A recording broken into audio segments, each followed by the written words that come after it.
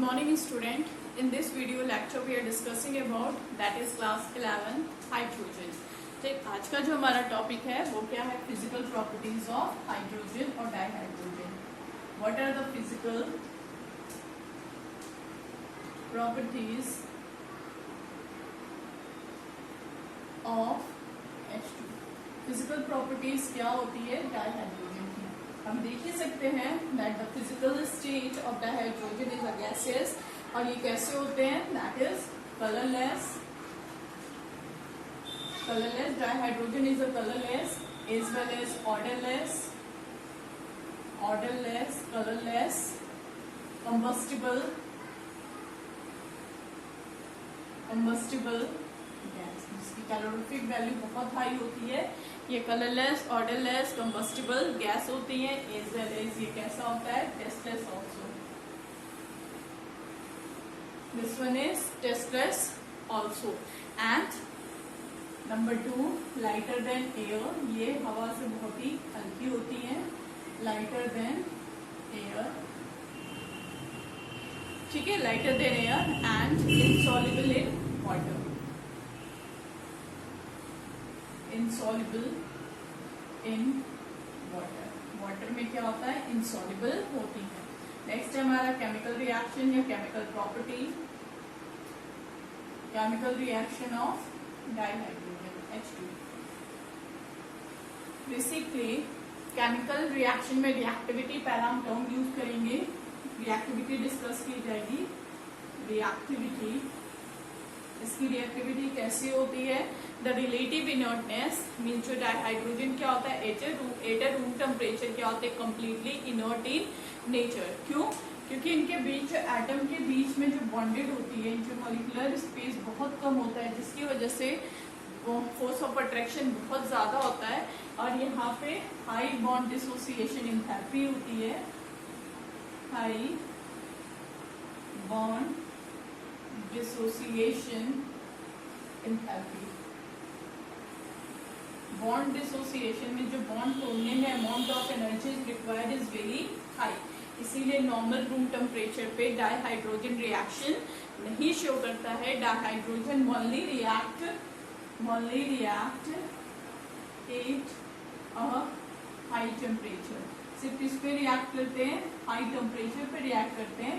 Generally low temperature पे इनकी reactivity नहीं होती है क्योंकि इनकी बॉन्ड डिसोसिएशन एंथैल्पी बहुत ज्यादा होती है, क्योंकि हाइड्रोजन के बीच में जो बॉन्ड लेंथ होती है बहुत कम होती है। इस वजह से bond dissociation enthalpy is very high. Therefore it generally react under a specific condition and at a high temperature. इसको कुछ कंडीशंस प्रोवाइड की जाती है, हाई टेम्परेचर प्रोवाइड किया जाता है, तभी रिएक्शन होगी, अदरवाइज रिएक्शन नहीं होती है। अब reaction accomplish by 3 process. Reactions accomplishes by 3 method. Reaction in 3 methods से होता है।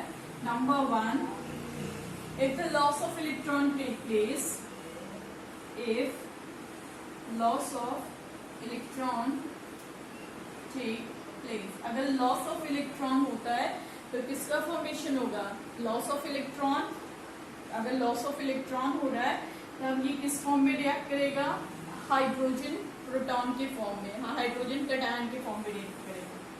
If gain of electron,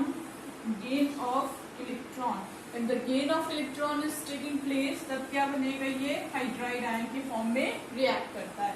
and third one, by the sharing of electron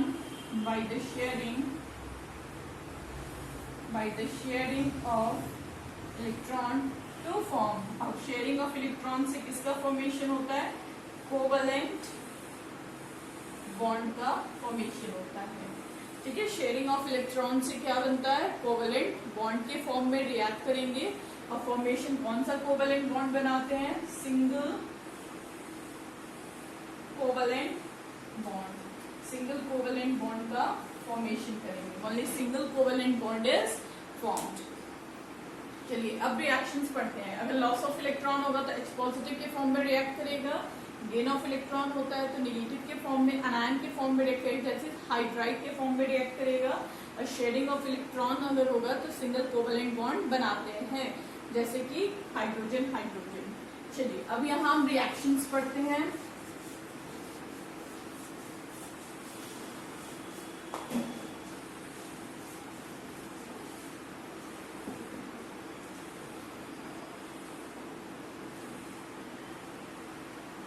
Chemical reaction of H2.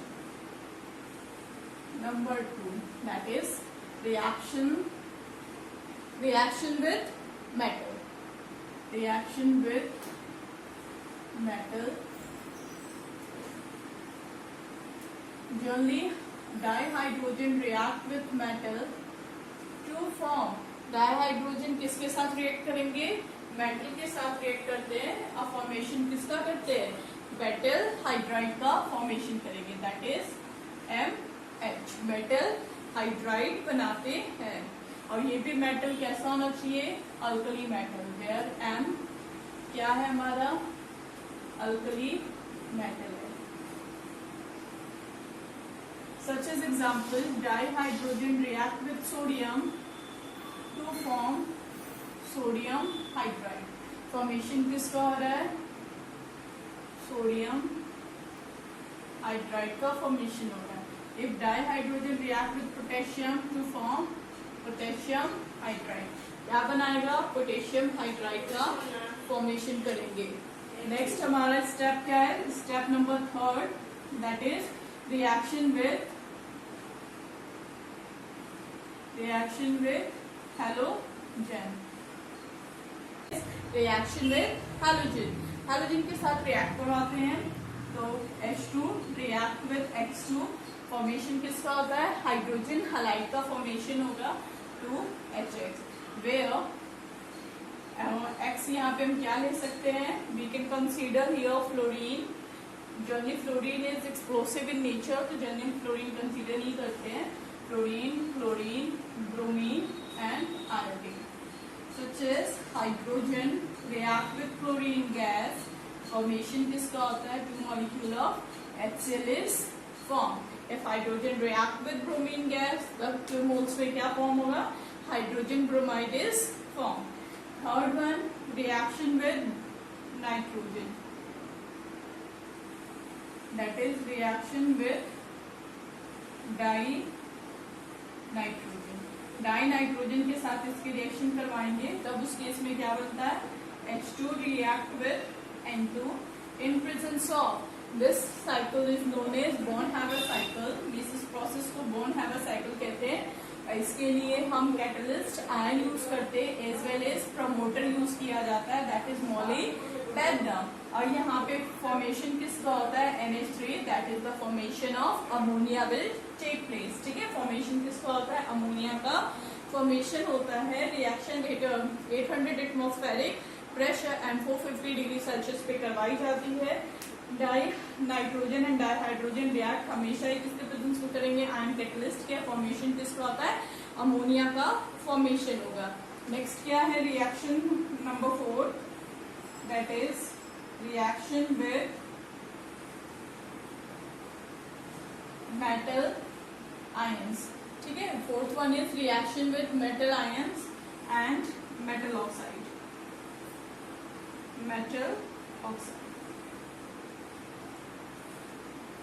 Metal ion के साथ react करेंगे तो किसका फॉर्मेशन होगा? Such as hydrogen gas react with lithium ion, तब फॉर्मेशन किसका होता है? Solid Pg plus hydrogen gases formed.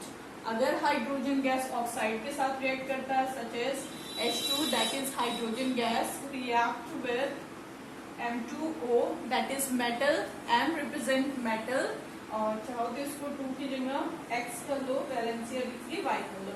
This one is metal oxide. तो यहाँ पे फॉर्मेशन किसका होता है? एक तो मेटल बन जाता है, दूसरा क्या बन जाएगा? वाटर मॉलिक्यूल का फॉर्मेशन होता है। ठीक है, ये X अमाउंट में बनेगा और ये Y अमाउंट में बनता है। तो जब भी हाइड्रोजन गैस रिएक्ट करता है मेटल ऑक्साइड के साथ, फॉर्मेशन किसका होता है? Metal and hydrogen water molecule का फॉर्मेशन होगा। सच एज यहाँ पे कंसीडर कर लो H2 react with magnesium oxide to form magnesium plus water molecule. Formation किसका हो जाएगा, मैग्नीशियम एंड वाटर मॉलिक्यूल का फॉर्मेशन होगा। बट ये सभी रिएक्शन है तो नॉर्मल रूम टेम्परेचर पे रिएक्ट नहीं करते हैं, इसके लिए स्पेसिफिक कंडीशन में specific atmospheric pressure as well as specific temperature पे ही रिएक्शन प्रोसीड होगी। Uses of hydrogen, hydrogen is a non polluting fuel और इसीलिए इसे व्हीकल्स में कंबशन के लिए यूज किया जाता है as a non pollutant fuel के फॉर्म में, एज वेल एज ईंधन के फॉर्म में, चूंकि इसकी कैलोरिफिक वैल्यू बहुत हाई होती है तो उसको एज ए ईंधन के फॉर्म में भी यूज किया जाता है, plus as in the metrological purpose के लिए भी डाईहाइड्रोजन का यूज किया जाता है।